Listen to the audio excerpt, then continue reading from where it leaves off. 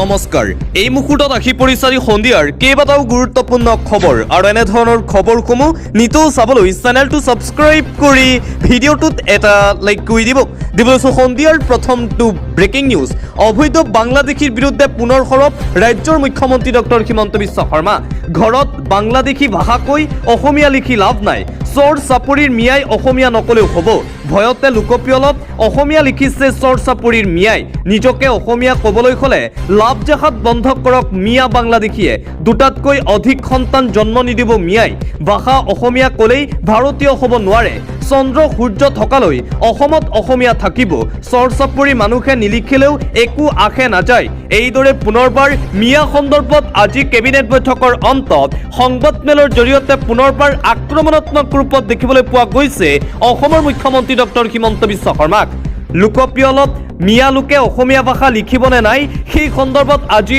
এইদৰে মন্তব্য প্ৰকাশ কৰি সৰব হৈ পৰে ৰাজ্যৰ মুখ্যমন্ত্ৰী ডক্টৰ হিমন্ত বিশ্ব শৰ্মাই লগতে মুখ্যমন্ত্ৰী হিমন্ত বিশ্ব শৰ্মাৰ মন্তব্য যদি অসমীয়াগিৰি কৰিব লাগে ডক্টৰ IPS হৈ অসমীয়াগিৰি কৰক চান্দা দিলে ভাল চান্দা নিদিলে বিখাৰী মাৰোৱাৰী কৰি লাভ নাই গুৱাহাটী মহানগৰীৰ আৰ্যনগৰৰ ঘটনা সন্দৰ্ভত আজি এইদৰে প্ৰতিক্ৰিয়া প্ৰকাশ কৰে ৰাজ্যৰ মুখ্যমন্ত্ৰী ডক্টৰ হিমন্ত বিশ্ব শৰ্মাই সমগ্ৰ অসমবাসী ৰাইজক ডাক্তৰ ইঞ্জিনিয়াৰ হ'বলৈ আহ্বান জনাইছে মুখ্যমন্ত্ৰীয়ে অন্য এটা খবৰ অহা 6 জুলাই তাৰিখৰ পৰা আৰম্ভ হ'ব অসম বিধানসভাৰ বাজেট অধিৱেশন আজি কেবিনেট বৈঠকৰ অন্তত মুখ্যমন্ত্ৰী ডক্টৰ হিমন্ত বিশ্ব শৰ্মাৰ ফালৰ পৰা এই ডাঙৰ ঘোষণা কৰা হৈছে 21 দিনকৈ চলিব অধিৱেশনখন 21 দিনতকৈ বেছি দিন চলিব এইবাৰৰ বাজেট অধিৱেশন 2026-27 চনৰ পূৰ্ণাংগ বাজেট দাখিল কৰিব বিত্তমন্ত্ৰীয়ে পৰৱৰ্তী খবৰ আমি দুৰ্নীতি একেবাৰে নোকোৱা শব্দ ক'ব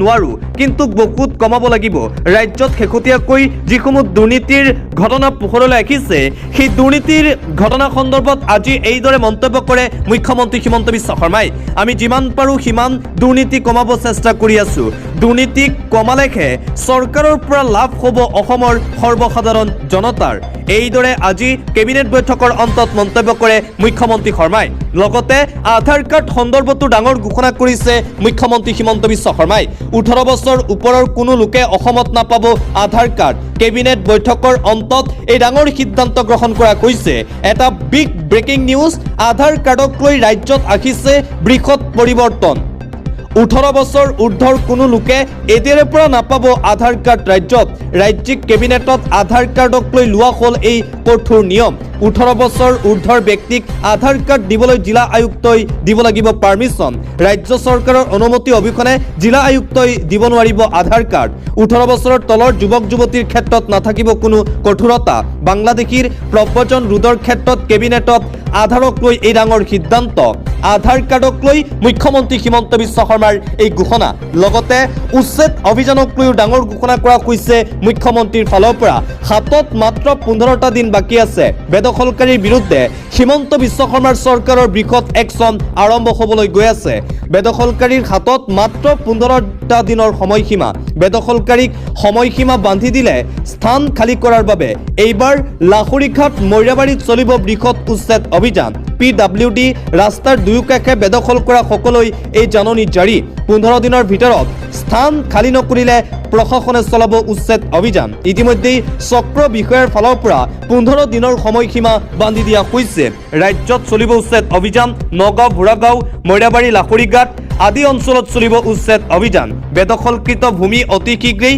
খালী কৰাৰ নিৰ্দেশনা দিয়া হৈছে চৰকাৰৰ ফালৰ পৰা লগতে গোলাঘাটৰ উৰিয়ামঘাটতো চলিব উচ্ছেদ অভিযান মেৰাপানীত চলিব উচ্ছেদ অভিযান কেবিনেট বৈঠকৰ অন্তত আজি ৰাজ্যৰ মুখ্যমন্ত্ৰী ডক্টৰ হিমন্ত বিশ্ব শৰ্মাই কৰিছে ঘোষণা পলাশবাৰীত ইতিমধ্যেই উচ্ছেদ অভিযানৰ বাবে প্ৰস্তুতি আৰম্ভ কৰিছে চৰকাৰে আন এটা গুৰুত্বপূৰ্ণ খবৰ অসমত কাহানিও নোহোৱা ভয়ংকৰ বিমান দুৰ্ঘটনা বৰ্তমানলৈকে 5 জন লোকৰ মৃত্যু অসমত কাহানিও নোহোৱা ভয়ংকৰ বিমান দুৰ্ঘটনা আজি সংঘটিত হৈছে যোৰহাট বিমান দুৰ্ঘটনাৰ ভয়ংকৰ তথ্য পোহৰলৈ আহিছে যোৰহাট বিমান দুৰ্ঘটনাত শ্বহীদ হৈছে 5 জনকৈ বায়ু সেনাৰ জোৱান 5 জনৰ পৰিচয় ইতিমধ্যে উদ্ধাৰ কৰা হৈছে শ্বহীদ হোৱা ব্যক্তিসকলৰ নাম ক্ৰমে প্ৰশান্ত সিং জিতেন্দ্ৰ শৰ্মা খেমাৰাম কুমুৱাট দানিছ আলম, শুভম কুমাৰ।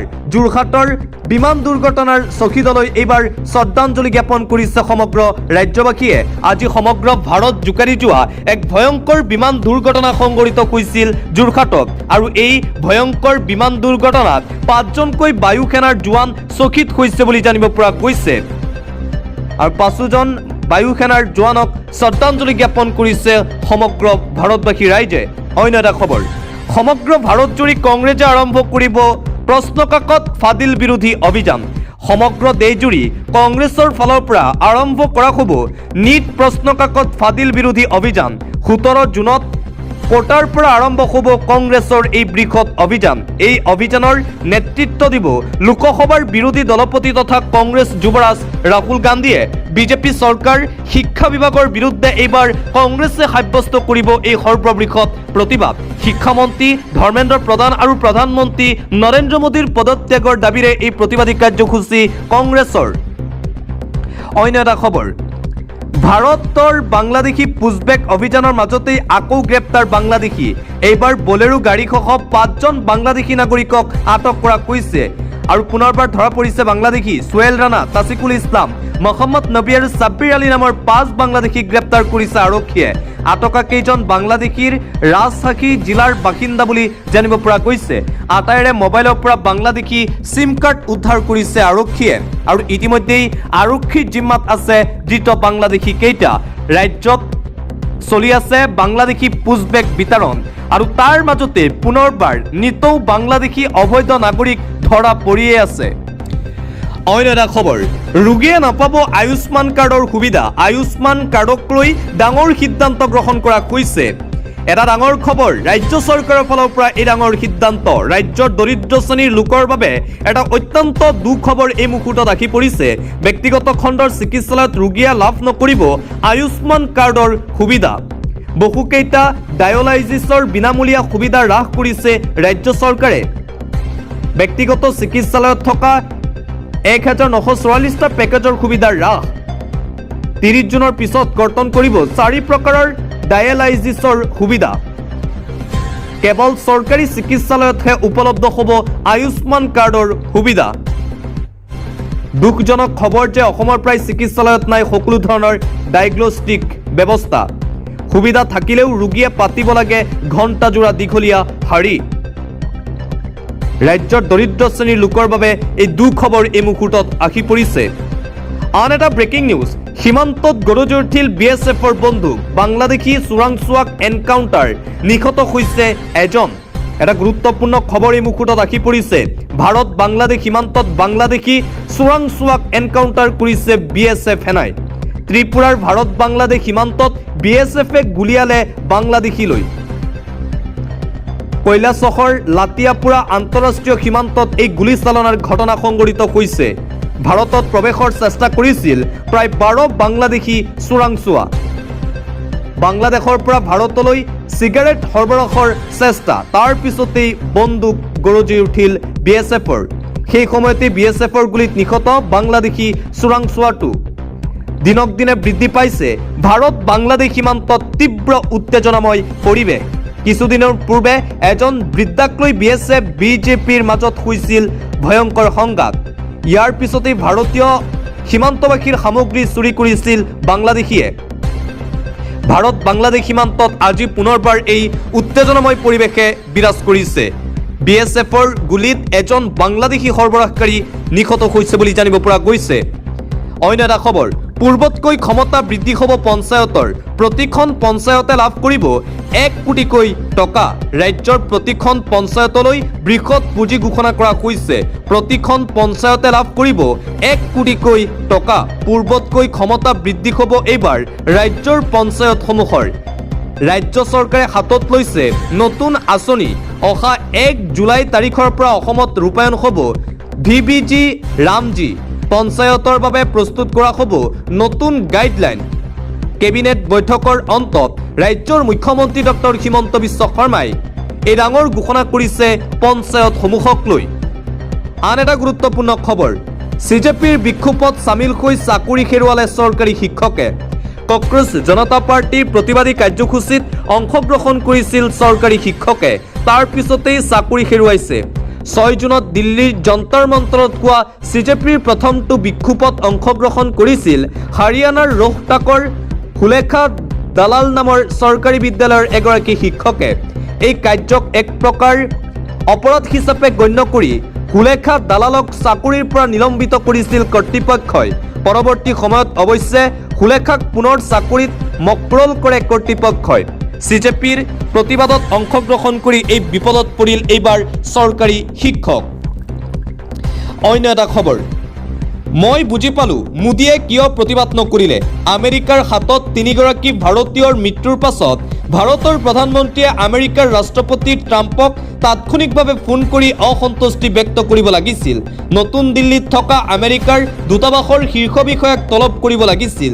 যদি ইয়াক কৰিছে সবিশেষ ৰাজহুৱা কৰক প্ৰধানমন্ত্ৰী নৰেন্দ্ৰ মোদীয়ে। যদি কৰা নাই মোৰ বুজিবলৈ বাকী নাথাকিল কিয় মোদী মৌন হৈ থাকিল। আমেৰিকাৰ সেনাৰ আক্ৰমণত 3জনকৈ ভাৰতীয় জোৱানৰ মৃত্যু হোৱাৰ পিছত এইদৰে মোদীৰ বিৰুদ্ধে সৰব হৈ পৰিছে সুব্ৰমণিয়ম স্বামী। আন্তঃৰাষ্ট্ৰীয় পৰ্যায়ৰ এটা ব্ৰেকিং নিউজ, যিকোনো মুহূৰ্ততে অন্ত পৰিব পাৰে ইৰাণ আমেৰিকাৰ যুদ্ধ। 105 দিনীয়া যুদ্ধৰ অন্তত হ'ব পাৰে শান্তি চুক্তি। ইৰাণৰ পাছতেই আমেৰিকাৰ ৰাষ্ট্ৰপতি ট্ৰাম্পে দিলে এই ইংগিত। জেনেভা হ'ব পাৰে শান্তি চুক্তিৰ বৈঠক। 14 বা 15 জনৰ ভিতৰত শান্তি চুক্তি হোৱাৰ ইংগিত দিলে ট্ৰাম্পে। বৰ্তমানলৈ আনুষ্ঠানিকভাৱে সময় আৰু স্থান ঘোষণা কৰা হোৱা নাই।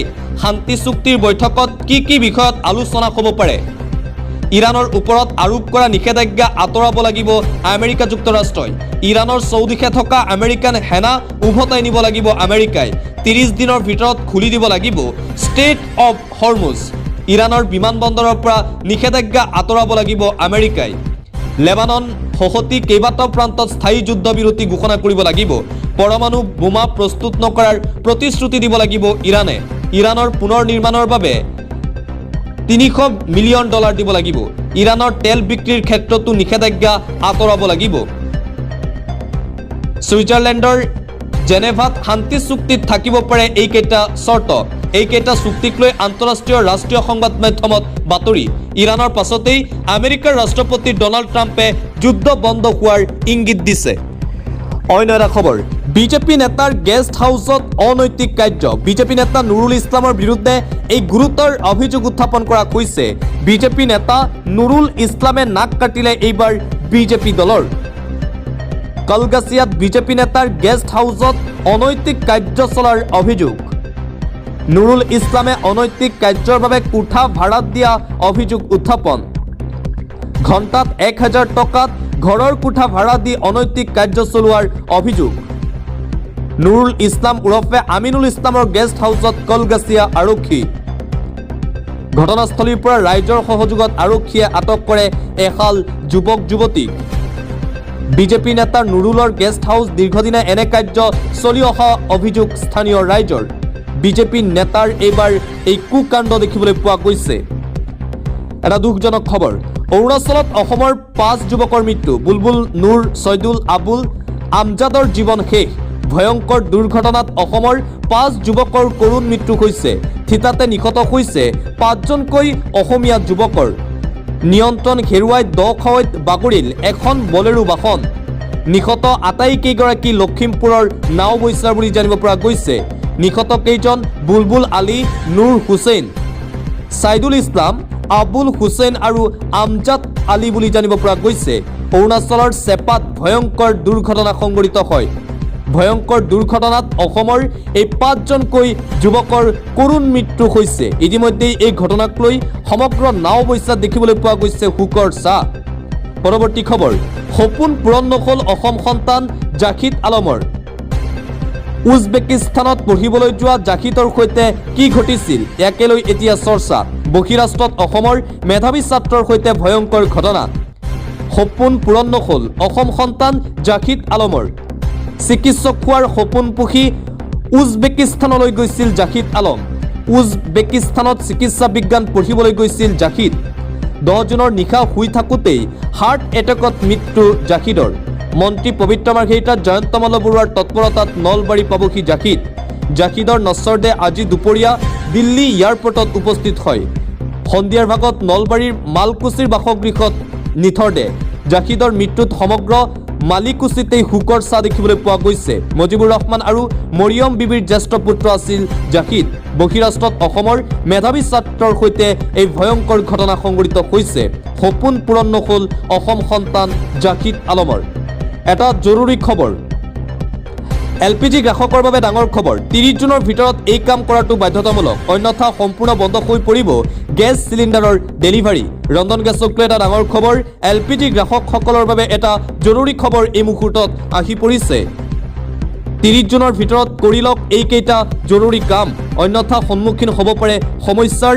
গেছ চিলিণ্ডাৰ বুক কৰিবলৈ বেংক একাউণ্টলৈ অহা গেছৰ ৰাজ সাহায্য হ'ব পাৰে কৰ্তন, বন্ধ হ'ব পাৰে গেছ চিলিণ্ডাৰৰ ডেলিভাৰী। ৰন্ধন গেছৰ গ্ৰাহকৰ বাবে এই জৰুৰী খবৰ। কেনেকৈ কৰিব eKYC? সকলো LPG গ্ৰাহকৰ বাবে ইতিমধ্যেই eKYC কৰাটো বাধ্যতামূলক কৰা হৈছে। গেছ পাবলৈ হ'লে আপুনি কৰিব লাগিব eKYC। অনলাইন অফলাইন দুয়োটা প্ৰক্ৰিয়াৰ মাজেৰে আপুনি কৰিব পাৰিব KYC। LPG পাছবুক, আধাৰ কাৰ্ড আৰু লিংক থকা মোবাইল নম্বৰটো লৈ গেছ এজেঞ্চিলৈ যাওক। তাত থকা বায়োমেট্ৰিক মিছনত আঙুলিৰ ছাপ দি eKYC ভেৰিফিকেশ্যন কৰিব পাৰিব আপুনি। মোবাইল এপৰ জৰিয়তে অনলাইন যোগেও আপুনি কৰিব পাৰিব KYC। গেছ কোম্পানীটোৰ অফিচিয়েল মোবাইল এপ্লিকেশ্যনসমূহ ডাউনলোড কৰি লওক আপুনি। ইয়াৰ বাবে আধাৰ ফেচ RD এপটোৰে প্ৰয়োজন হ'ব। এপত থকা eKYC অপশ্যনত গৈ আধাৰ কাৰ্ড নম্বৰ দি ফেচ অথেণ্টিকেশ্যন কৰি আপুনি ক্লিক কৰক। eKYC কৰাৰ নামত কোনো অচিনাকি ব্যক্তিক নিজৰ বেংক ডিটেইলছ, OTP বা কোনো গোপন নম্বৰ আপুনি শ্বেয়াৰ নকৰিব। আপুনি নিজেই কৰক এই কাম। এই কামটো কেৱল অফিচিয়েল এপ বা নিজৰ গেছ এজেঞ্চিলৈ গৈহে কৰক। LPG গ্ৰাহকৰ বাবে এই জৰুৰী খবৰ এই মুহূৰ্তত জাৰি কৰা হৈছে।